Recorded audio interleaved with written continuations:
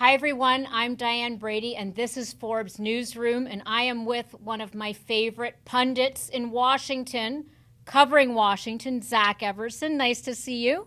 Good to see you as well. So let's just go straight to Mar-A-Lago because I feel like it's been the VIP tour of potentially inappropriate people in the house when we've had these documents downstairs. What have you been finding? Yeah, it seems like a lot of people have been going straight to Mar-a-Lago and then ending up in Trump's office. So spent a good chunk of last week looking at pictures of people who had been in Trump's office, scouring social media. We found probably most alarming is Eduardo Bolsonaro, who is a sitting member of Brazil's assembly. And if that name sounds familiar to you, that is because he is the son of the nation's president, Jair Bolsonaro. Normally somebody who wouldn't get that close to U.S. secrets. We're not sure if any were stored in the room when he was there, but we do know secrets were found in that room, and we do know he has been there. Also, Nigel Farage, Mr. Brexit, former member of European Parliament, posted a picture after a great dinner at Mar-a-Lago. And then there was a real interesting photo that got a lot of play when it first went out of Donald Trump getting an honorary black belt in Taekwondo. And as I looked into it, it turned out that the head of the governing body who gave him that honor was a former member of South Korea's parliament. So we've got one current and two former members of other governments visiting, where we store secrets every once in a while. Is it common to pay homage to a former president? I mean, let's just start with that. The fact that he's entertaining these, I wouldn't call them VIP, but let's say close to, relatives of VIP or people close to power. How common is that? He's built a pretty big international following with like-minded politicians. And it's not surprising to see people like Bolsonaro and Farage going there. I mean, I was looking at Netanyahu's son I spotted him at the Trump Hotel in D.C. once. So I went through all of his Instagram to see if he had a Mar-a-Lago photo because he seemed like a likely candidate. He did not. But also, Obama also had an international following. It wouldn't have been surprising, if Obama had a place like Mar-a-Lago where you could just come in and hang out and go to an event and chill with the former president, you'd probably see something like that as well. It's been known for some time that Trump had these documents that people were trying to get it back. Do you think that had an impact on the nature of who was going there? Because all of a sudden Mar-a-Lago takes on a whole different layer of importance when you know that state secrets are potentially, available in the bathroom. I've said from day one of him continuing to hold these businesses while president, other countries would be derelict in their responsibility to their own citizens if they were not trying to get spies in these places. As we mentioned previously, Mar-a-Lago hires foreign workers. They're looking for 91 this year, 87 last year. If you're a country that can have people apply to the U.S. Foreign Workers Program with those visas, you absolutely should be doing it. You'd be foolish not to, and they should have been doing it all along. And maybe some of them tapered a little bit off after he was no longer the president, figuring there wouldn't be any there. But again, if you're smart and resourceful, you should have people at these Trump properties all the time. Let's remind people of how top secret these documents were, because many documents get created, destroyed, passed around, some of which are ho-hum, some of which truly matter. What have we discovered about the nature of the documents that were housed at Mar-a-Lago?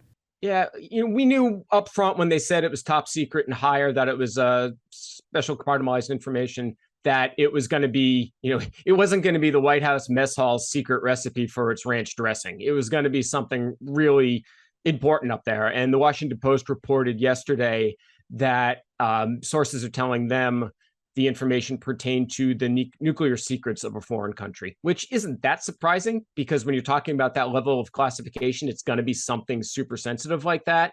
For me, the big questions are specifically what country and what was the intent of having it there. I think at this point, those are the two big remaining questions that need to be answered. Does the nature of the documents, is that going to impact the court proceedings? I know this has been an ongoing question, and you have your tracker in terms of the lawsuits and various other challenges that the former president faces. How some of the revelations we've seen, how is that going to impact any trial around this?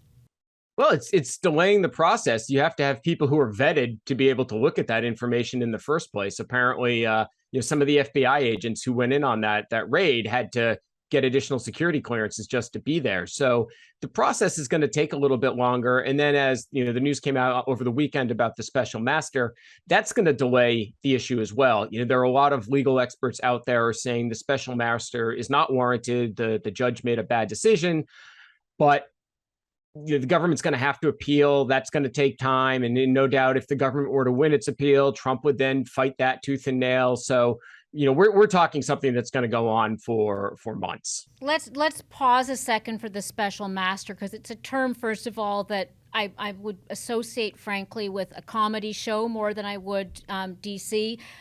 But let's just talk about how common is it to have a special master, and what is the importance here of having a special master in this case? Well, I'll keep it to politics, but it's a phrase I would have assumed pertained to the sort of places that Senator David Vitter former Senator David Vitter of Louisiana used to go to. Right. Parental guidance advised, right? Exactly. It was a phrase that was new to me. I'm not a legal expert, but I certainly do cover a fair amount of legal cases because I report on Donald Trump, and I'm not used to that phrase whatsoever. So it's new to me. And what it really does is it speaks to the politicization, if that's the right term, of this whole process, right? That this is not so much a court case. This is also being essentially played out in public opinion. There are a lot of people who see this as, I don't want to use the term witch hunt, but there is a significant portion of the U.S. population that has concerns that this is even taking place. Right. And you're seeing people who are political supporters of Trump, who are not legal experts, are completely in agreement with this decision. Whereas a lot of legal experts who go to the right, and former Attorney General Bill Barr said, bad decision. So I think legally it's an issue. And you've also got the politicization of the judiciary, where this is a Trump appointee who apparently did not have a ton of experience making this decision. And you're seeing that more and more, where judges are breaking along partisan lines in a way I don't think they used to. So is there anything in terms of, I know that you're tracking the money, you're certainly tracking the court cases. What else is on your radar right now, Zach, that we should be paying attention to? I am continuing to dig into who is at Mar-A-Lago. I have looked at that carpet that became famous from the picture of the FBI. I have that pattern is burned into my eye. I know that they changed it out in the off season last year. I know they have the same carpet now at Bedminster. All sorts of fun facts. So I'm continuing to dive into that and see who was there. My focus so far has just been who went into that, who we have pictured in that office. But I've expanded it now to kind of look at the overall premises. I mean, just because we don't have a picture of them in the office doesn't mean they didn't get there. And it also shows that they were, still at a facility that was housing America's secrets. Zach, you've been spending hours staring at the carpet at Mar-A-Lago. Why the fascination with the carpet? Well, that was where the FBI laid out the documents that it said it found. So it was a piece of information showing, where the documents, where the FBI put them. And it is a piece of carpet that doesn't show up in many other pictures that we see online, which isn't to say it's not used everywhere that's private and doesn't end up on Instagram. But the only place I've seen that carpet online is in his office. You're not seeing it any other place. And you're also seeing it in Bedminster, in a room up there that looks to be his office. He's posted some similar photos of meeting politicians up there. So it at least shows proximity. That carpet design is near where he was storing documents. And until we get more information, it's one of the best tips we have to figuring out. And near where he was entertaining people. So this wasn't in a vault somewhere that was far away. Does it suggest that essentially that these documents were in close proximity to where he was also entertaining? Maybe Donald Trump carpets his vault with the same carpet. You buy too much carpet, you get little squares left over at the end. They end up in odd places around the house. It's a bargain. Maybe that's what happened. But this is the best information that we have right now. And we didn't specifically say these documents, this carpet is the same. We don't know that, but we do know, these documents were stored at his house. They were stored in his office, according to the FBI. and this is the carpet that he has in his office. And just to end off, when we're talking about to the crowd that says, let it go, you know, yesterday's president, yesterday's news, why does it matter that we find out who was at Mar-A-Lago, just to kind of give us a complete sense as to right now why this really should be top of mind for not just Americans, but people who are interested in politics around the world? Well, it's accountability. You know, so, oh, okay, what's not a big deal? He kept some documents. He was the president. He had the classification. Okay, fine. But who was there? Who else had the opportunity to see those? I mean, these are some of America's most sensitive secrets, and we have current representative from a foreign government hanging out there.